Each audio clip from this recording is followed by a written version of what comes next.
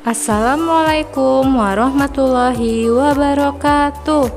Good morning class, 6th grade, Damascus class. How are you today? I hope you are fine, you are good and happy today. Welcome back to Meet Nuricu channel and with me Miss Rahma in English lesson. Before we start our lesson, let's say basmalah together. Bismillahirrahmanirrahim. Okay, are you ready?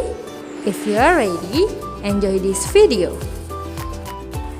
Okay class, today we are going to learn Unit 7. I wrote a letter yesterday. Let's learn to tell about past events and irregular verbs. Hari ini kita akan mempelajari kejadian yang sudah berlalu dengan menggunakan irregular verbs. Teman-teman, pada minggu lalu kita sudah mempelajari regular verbs. Adalah kata kerja yang perubahannya secara teratur, yakni dengan menambahkan di dan ed pada kata kerja. Jadi, pada kegiatan yang lampau, kejadian yang sudah berlalu, di sini kita menggunakan verbnya adalah verb to, kata kerja yang kedua. Dan jika regular verbs, yaitu menggunakan tambahan di or ed pada kata kerja. For example, finish. Oke, finish di sini adalah bentuk kata kerja yang pertama. Kemudian berubah menjadi bentuk kata kerja kedua, kita tambahkan ed menjadi finish. Open, ini adalah kata kerja bentuk yang pertama. Kemudian berubah menjadi bentuk kata kerja yang kedua, verb to-nya ditambahkan ed menjadi opened. So, to describe past events, you add the or ed to verbs. Jadi teman-teman, diingat ya, untuk menyatakan suatu kejadian yang sudah berlalu, jangan lupa menambahkan the or ed pada kata kerjanya. Untuk contoh yang ini, tadi kita sudah menyebutkan contoh yang ditambahkan ed, finished and opened. Baik, perhatikan di sini ada kata kerja bentuk yang pertama, verb 1, bentuk yang kedua, verb 2, dan bentuk yang ketiga, verb 3. Di sini teman-teman bisa lihat ya perubahannya. Kata kerja bentuk yang pertama, study, kemudian berubah. Verb 2 dan verb 3-nya penambahan ed menjadi studied, artinya belajar. Oke, ini untuk mereview kembali ya teman-teman tentang regular verbs. Jadi perlu diingat, untuk yang regular verbs ada penambahan di dan ed. Nah, yang sekarang kita fokuskan adalah pada irregular verbs. Di unit yang ketujuh ini kita akan membahas kejadian masa lampau dengan menggunakan irregular verbs.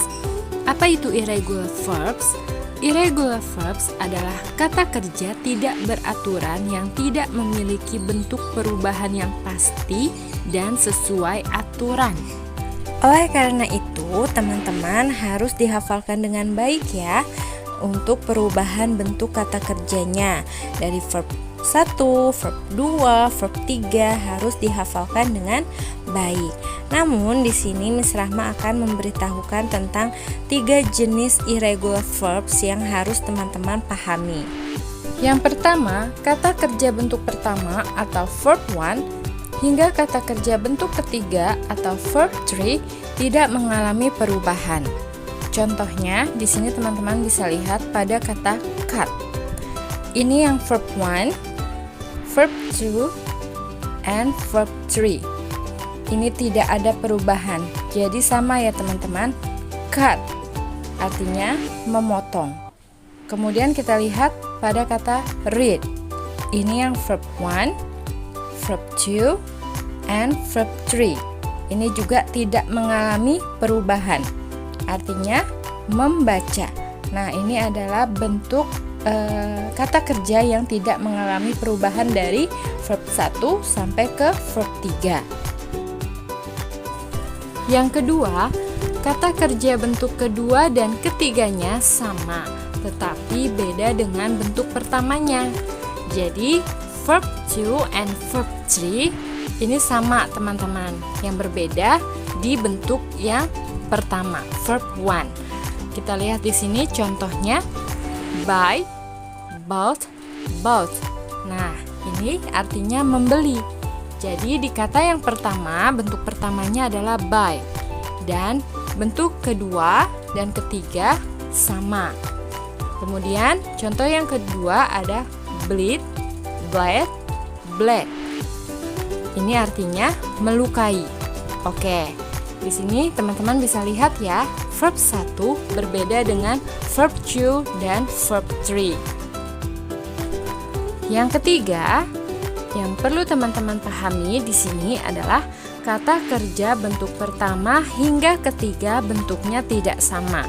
Verb 1, verb 2, verb 3 ini berbeda teman-teman, tidak sama. Contohnya bisa teman-teman lihat di sini. Take, took, taken. Artinya mengambil. Oke, verb 1, verb 2, verb 3 ini berbeda ya teman-teman, harus dihafalkan. Kemudian contoh yang berikutnya ada go, went, gone. Artinya pergi. Bentuk yang pertamanya go. Verb 2-nya went. Verb 3-nya gone. Some verbs are irregular. Di sini ada beberapa kata kerja yang bentuknya tidak beraturan. Oke, kalau teman-teman mempunyai kamus di rumah, kamus bahasa Inggris, itu biasanya di bagian tengahnya ada bentuk kata kerja teman-teman dari verb 1, verb 2, verb 3. Nah, teman-teman bisa baca, kemudian dihafalkan ya. Oke. Nah, di sini kita akan fokus pada verb 1 dan verb 2. Kata kerja yang pertama dan kata kerja yang kedua. Oke, yang pertama di sini teman-teman lihat kata kerja yang pertama verb 1 dan yang ini kata kerja yang kedua verb 2. Kita lihat perubahannya, drive menjadi drove artinya mengemudi. Kemudian write menjadi wrote artinya menulis. Write menjadi wrote artinya mengendarai. Kalau yang ini, bentuk kata kerja yang pertama dan keduanya sama teman-teman, tidak mengalami perubahan. Read, read, cut, cut, put, put. Oke, di sini banyak ya teman-teman beberapa contohnya. Verb 1, ini yang verb 1-nya ya, kata kerja bentuk pertama. Dan yang ini adalah verb 2, bentuk kata kerja yang keduanya. Mohon teman-teman pelajari dan juga dihafalkan ya. Next, for example, positive form. Pada kalimat positif, yaitu kita ingat kembali polanya adalah untuk past tense, subject plus verb 2 plus object. Diingat kembali ya teman-teman. Contohnya yang pertama, I ran to school yesterday. Aku berlari ke sekolah kemarin. Nah, di sini kata kerjanya yang kedua adalah ran. Artinya berlari. Dari kata kerja yang pertama run. Run berubah menjadi ran. Contoh yang kedua, he wrote a letter last week. Dia menulis sebuah surat minggu lalu. Di sini kata kerja bentuk keduanya, verb 2-nya adalah wrote, artinya menulis. Dan contoh yang ketiganya adalah di sini, she sang a good song yesterday. Dia menyanyi sebuah lagu yang bagus kemarin. Kata kerja bentuk keduanya di sini adalah sang, yaitu dari kata sing, artinya menyanyi. Next, negative form. Kalimat negatif. Polanya yaitu subject plus did plus not plus verb 1 plus object. I did not buy the book yesterday. Aku tidak membeli buku kemarin. Jadi pada kalimat negatif di sini kata kerjanya bentuk yang pertama. Buy artinya membeli. He did not sleep late last night. Dia tidak tidur larut malam pada malam yang lalu, teman-teman. Nah, di sini juga verbnya adalah verb one. Kata kerja bentuk pertama yaitu sleep, artinya tidur. The last yes or no questions atau interrogative sentence, teman-teman. Kalimat tanya. Polanya adalah did plus subject plus verb one plus object plus tanda tanya. Oke, di sini A. Did she go to school yesterday? Yang pertama, kita menggunakan kata depannya did. Kemudian verbnya verb one, kata kerja yang pertama. Di sini adalah go. And the answer B. Jika kalimatnya positif, kalimatnya benar, ya, yes, she did.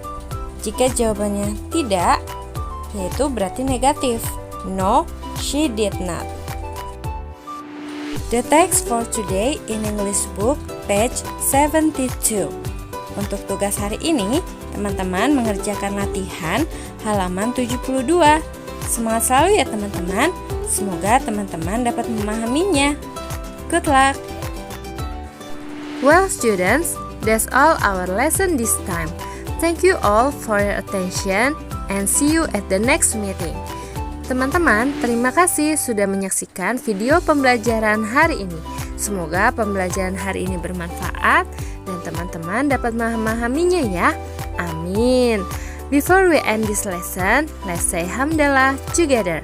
Alhamdulillahirabbil alamin. Wassalamualaikum warahmatullahi wabarakatuh.